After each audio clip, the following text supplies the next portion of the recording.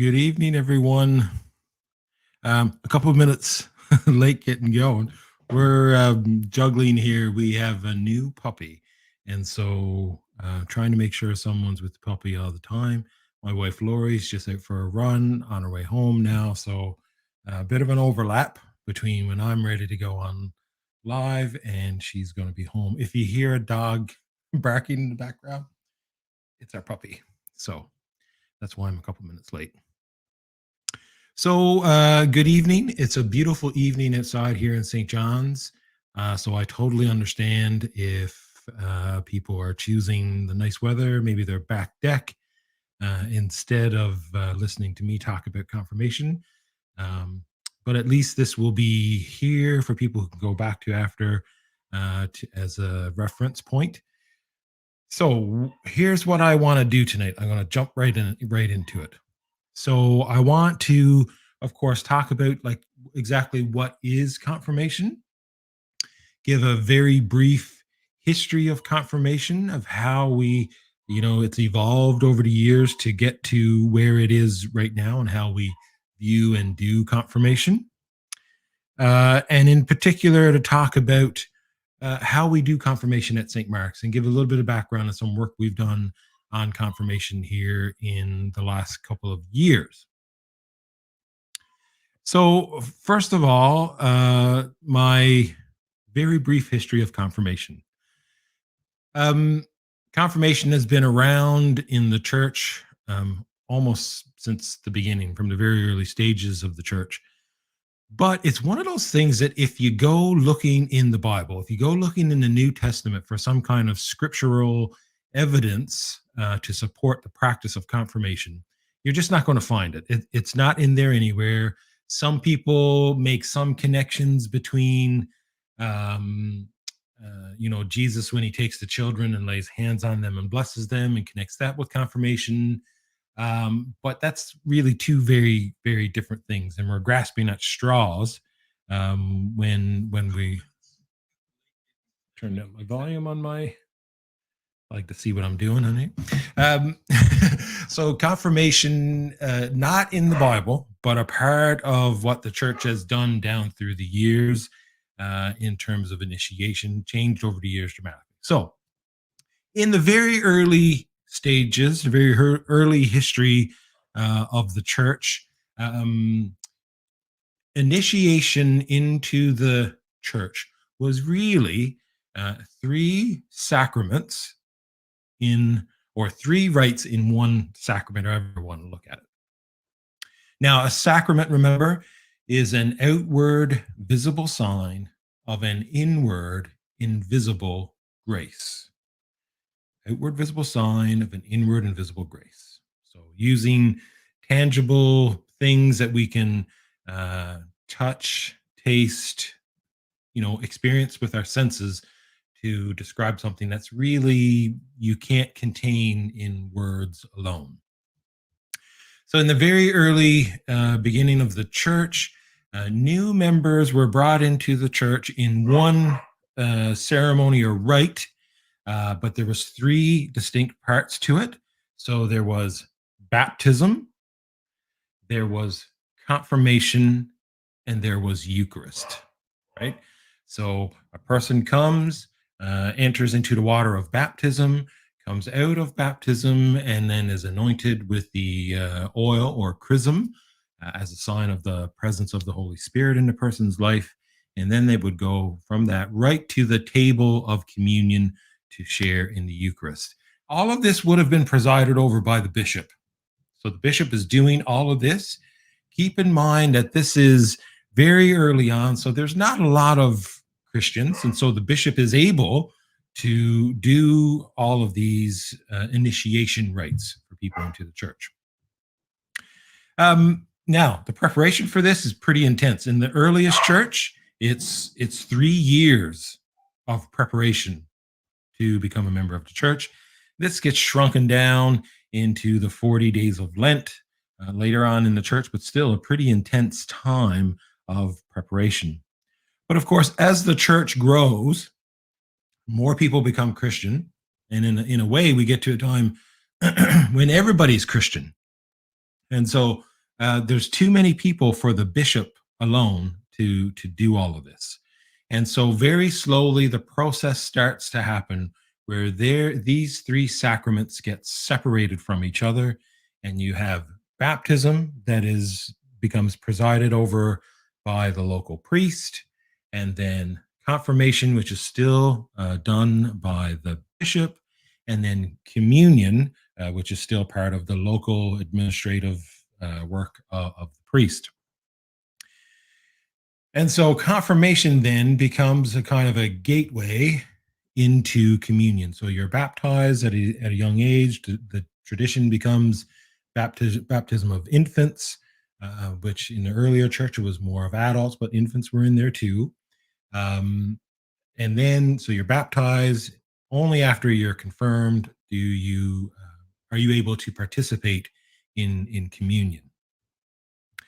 Um, so and this process happens over a very long time, right? And it's not until the Middle Ages, really, that confirmation starts to get connected with adolescence, right? So that changing from childhood into adulthood is where confirmation gets established, and it becomes almost like a rite of passage from childhood into adulthood, and that's stuck with us right up until the present day. That's the way we view confirmation. At least I think that's the way we view confirmation. Um, and then in the Reformation period, confirmation undergoes another change. This is, and keep in mind, the Reformation is a period where they're very concerned about right doctrine and right thinking. And so they're very concerned about heresy and people having not falling into heresy. So confirmation becomes a time to teach doctrine. So you have an initiation rite that's become a rite of passage, rite, and now we're adding into that some doctrinal education, some teaching about the church. Um, and so, you're starting to see already the layers that are building up on top of confirmation.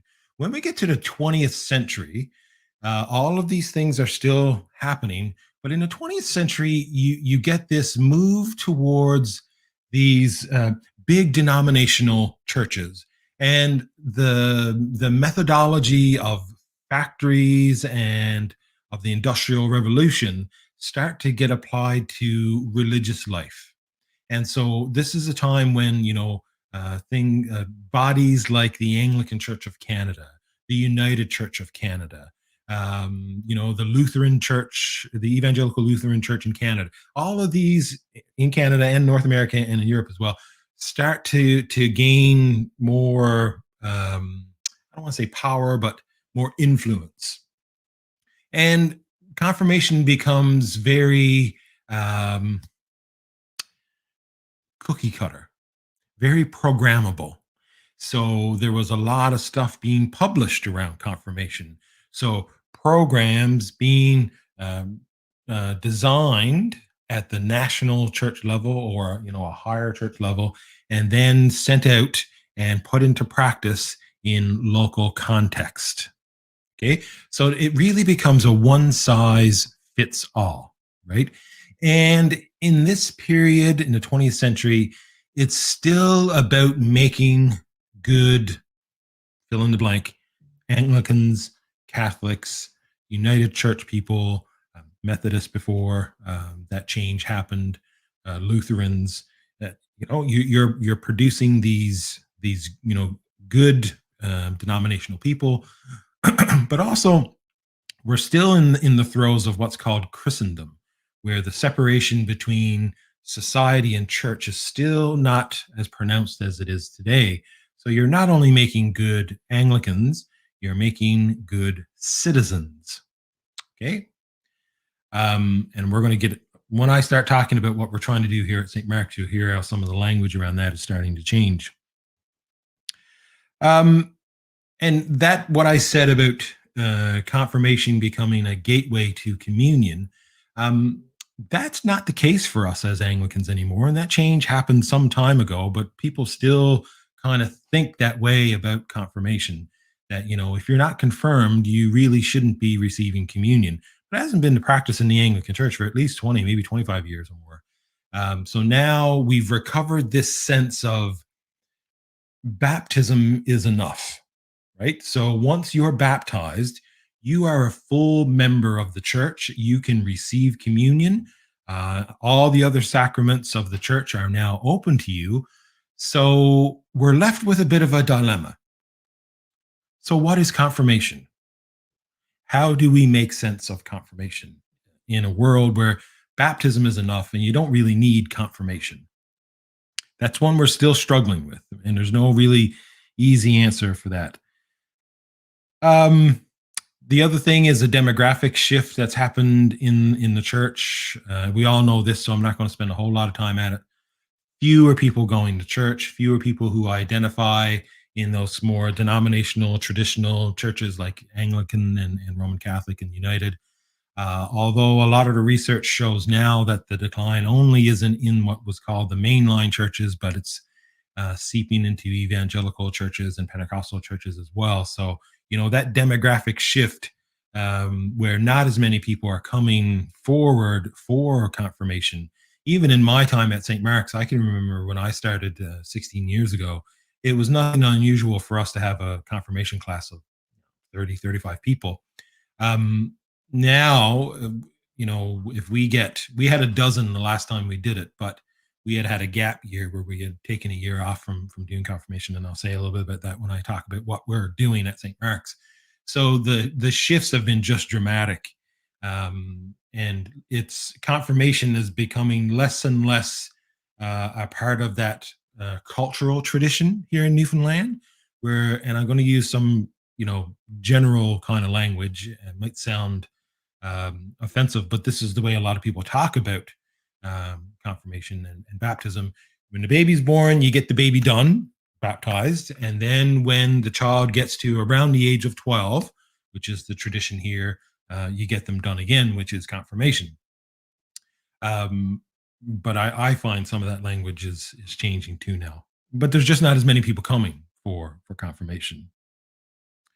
So we say that confirmation is a sacrament in search of a theology, because we really don't have a firm grasp on what it is we're doing in confirmation. I already said some stuff about sacrament, but if a sacrament is an outward visible sign of an inward invisible grace, what is the sacramental part of confirmation? One part that's really important in confirmation, in the sacramental part, is the role of the bishop, because the bishop not only is the head of the diocesan family, but the bishop is a connection with the wider church.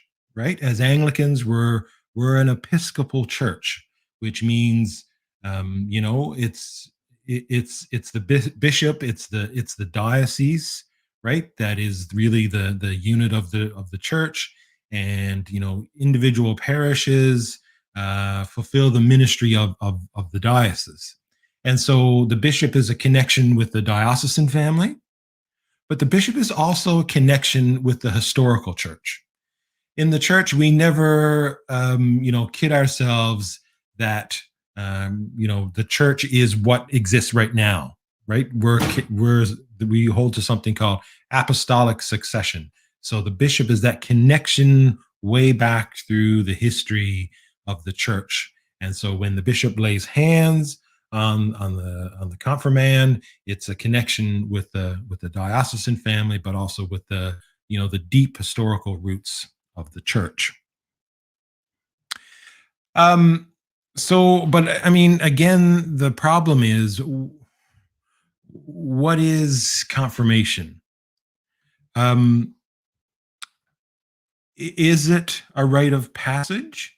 I think we've established, as Anglicans, anyways, because of the liturgical renewal of the last 25 years or so, um, that it's not an initiation into the church, really, right? It's not that bookended initiation anymore. Once you're baptized, you're a full member of the church. So is it a rite of passage? And if it's a rite of passage, one of the things we struggle with is, you know, when is the right time to do it then? Okay. So now I'm getting more into um, confirmation at St. Mark's. So maybe I should pause here for a second and just give a little bit of background about the conversations that we've had at St. Mark's over the last few years. And first, I want to start off with a bit of disclosure as a priest. Um, One of my biggest frustrations in parish ministry uh, has been confirmation. It's a really because of all the things I just said, it's a really hard thing to do. Um, because we're not really sure what we're doing, because confirmation is so often the opposite of what it's intended to be, which is a way to enter more fully into the church.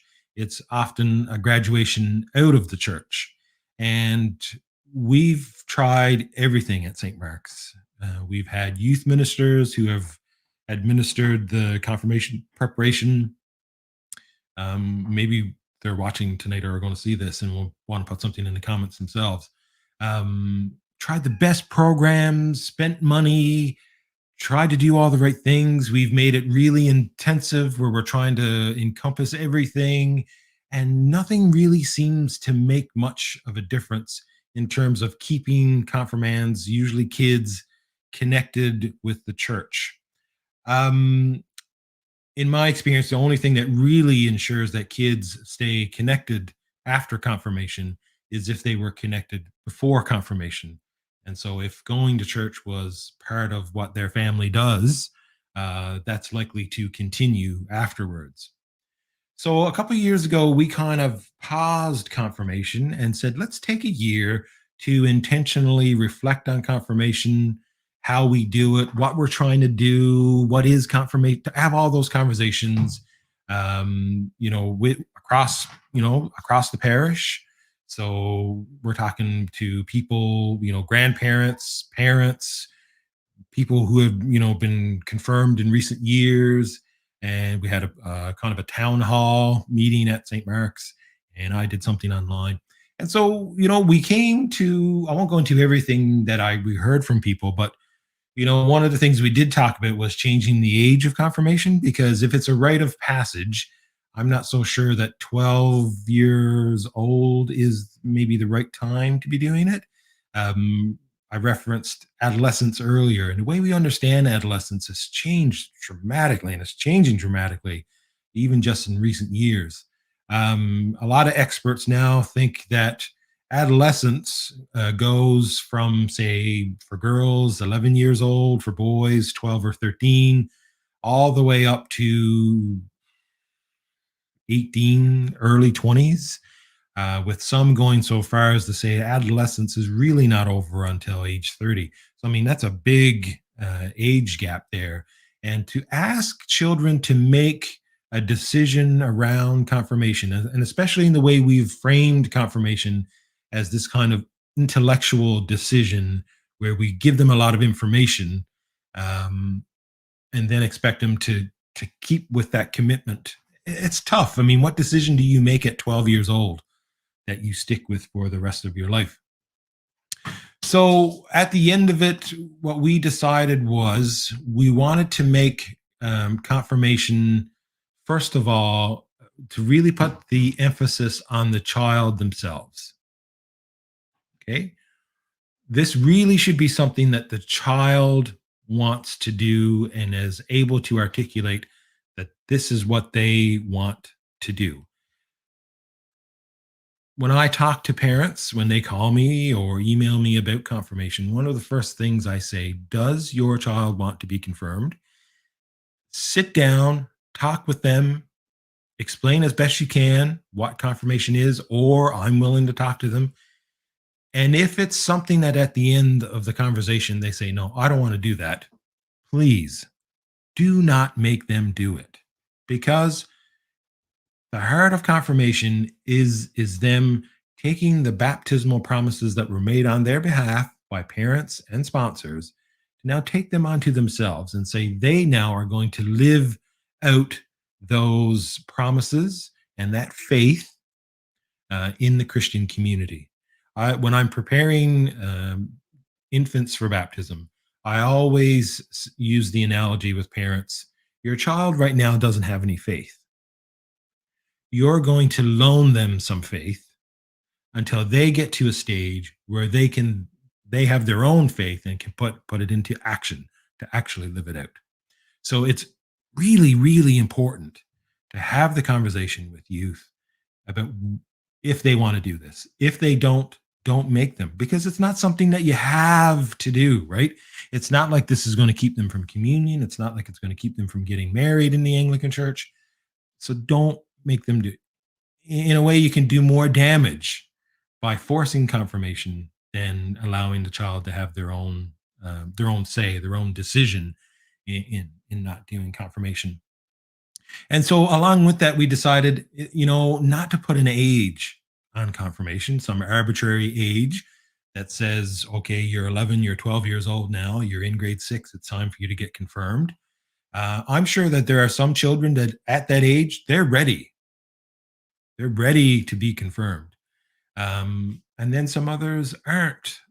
In most dioceses now, the age is 15.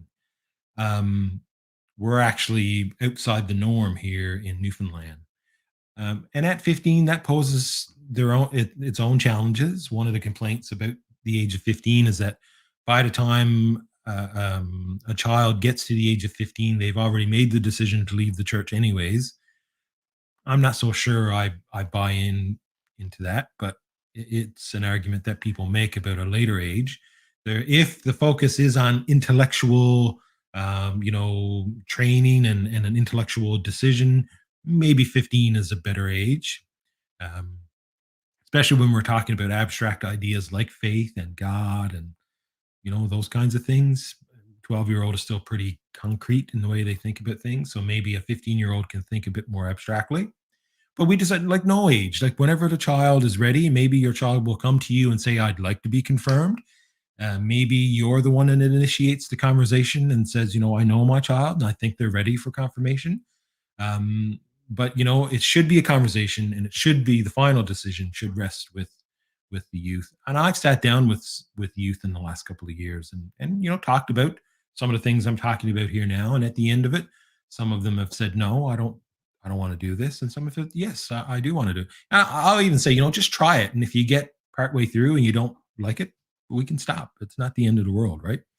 So it's important to let the youth decide themselves. And one of our struggles that we identified is what I call the two stream um, approach that we have to confirmation. Here's what I mean. So we have some youth that come for confirmation, and they've been part of the life of the church since they were baptized. Family brought them to church. They came up through Sunday school. And so now when they get to, whatever at age when they decide that the confirmation is going to happen, they've had 12, maybe 15 years of experiencing life in the church. Then you have the other stream, and I don't say this in a disparaging way, and for whatever reason, um, you know, have not been part of the life of the church since baptism. Maybe they come to church Christmas and Easter, um, maybe not. And so now, at whatever age, decide that confirmation is something they want to do, or more likely, mom, dad, or nan, or pop decide that they want to do confirmation. So here's the challenge: you have a child that's been in the life of the church for all of their life, and you have a child who has no idea about anything in church. How am I supposed to prepare those two individuals coming from very different backgrounds? One almost needs no preparation at all, right? If our Sunday school is doing what we think it's doing, It's prepared them for confirmation. Should I think it should. But then the other one, there's a lot of work to do, right? If we want confirmation to be about passing on information so that they're able to make an informed decision to continue on in the church, we can't do that. Well, I can't take 12 years of Christian formation and shrink it down into 4 months, 5 months, a year. It's just not possible. So, what we've decided to do is really simplify the preparation and have a different focus on it. We're not trying to pass on all the information that you're going to need or the church thinks you need to make this faith decision, but we will spend some time, 3 classes, focusing on what we think are important questions like what is faith? Who is God? What is the church? Um, and under talking about God, of course, we Christians, we would talk about Jesus. Um, that's my cat you hear meowing there now. She's disagreeing with me. Um, so 3 classes, but the way we do the classes, they're not a separate class where the confirmation students get together and we talk about that. That can often be very awkward too. People are shy, especially if you're 12 years old. You don't want to ask questions because you don't want to sound stupid. So it's often like pulling teeth trying to get youth to talk. So what we decided to do was to shift the confirmation preparation, the classes, into worship. So those 3 classes take part or happen during our Saturday service. So um, the sermon for that particular day is dealing with that question. And so the preparation and the conversation is not just being done by me, but it's being done by that entire community and talking about their experience of faith, their understanding of God, what it means for them to be a part of the church. And, we found that kids kind of open up in those environments and will take part, which is wonderful. Then the other component to that is we want to build a sense of community to help them, see what goes on in a church and to meet with people who are actually living out their faith. And so afterwards, we coincide the class to with a practice we do at St. Mark's once a month called Soup Saturday. So the confirmands and their parents, get to sit around, have a bowl of soup, a cup of tea, some cookies, sit with people from St. Mark's, build some relationships.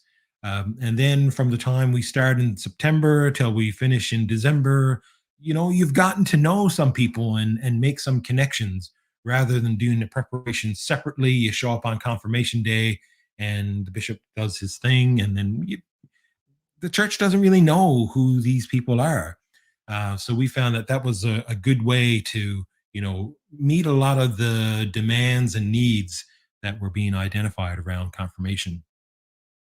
The unfortunate thing was we took a break, figured out how we were going to do this moving forward, got 1 year in, and then COVID happened. So we did 1 year of confirmation preparation in the new way, and then COVID came and shut everything down.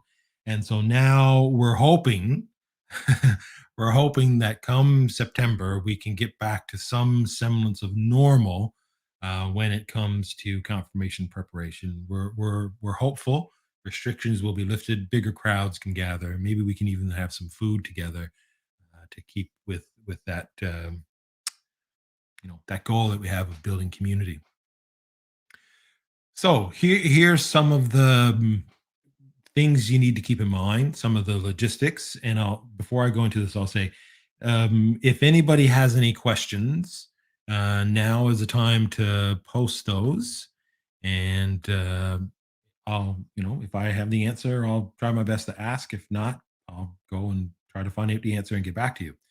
So, as I've already said, confirmation at St. Mark's runs from September until December. I do have the date for confirmation. I think it's the first or second Saturday of December.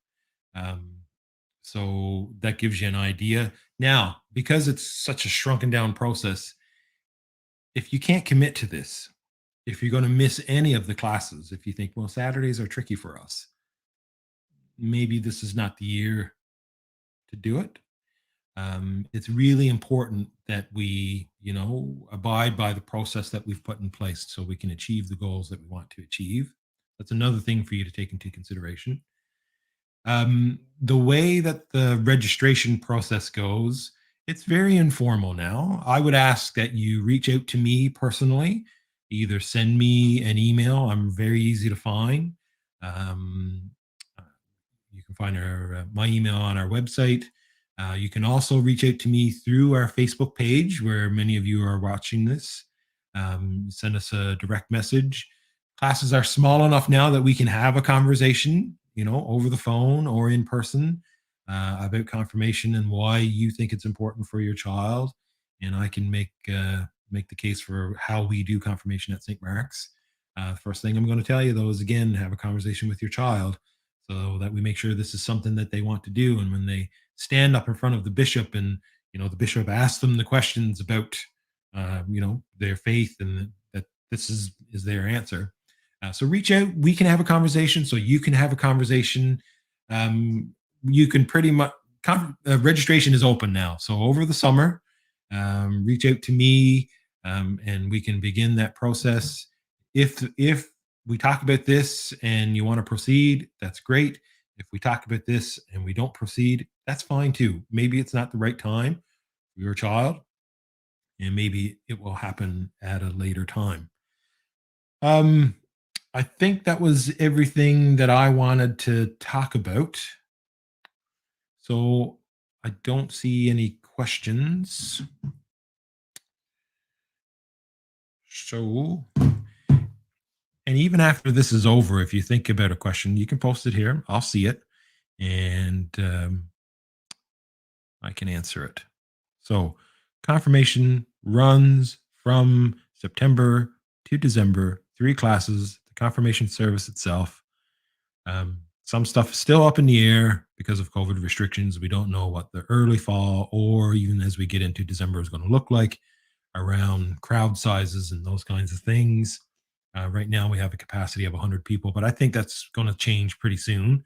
Um, but we'll see how that all plays out because we still have to think about bubbles in the church. And so we're limited. We're more limited in terms of bubbles and in terms of seating capacity. So it's a bit complicated. So yeah, any questions, reach out to me. I'll do my best to answer them. But please, registration is now open. So reach out and we'll begin the conversation.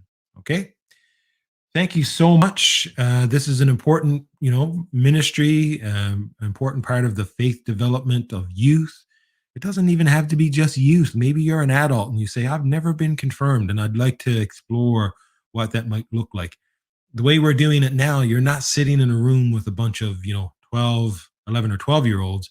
You're sitting in a congregation with other people of all ages. So it's a bit easier to, I know sometimes that's a bit of a impediment to people to come for confirmation. So, um, yeah, thanks for listening, and let's keep the conversation going. Good night, everyone. Take care.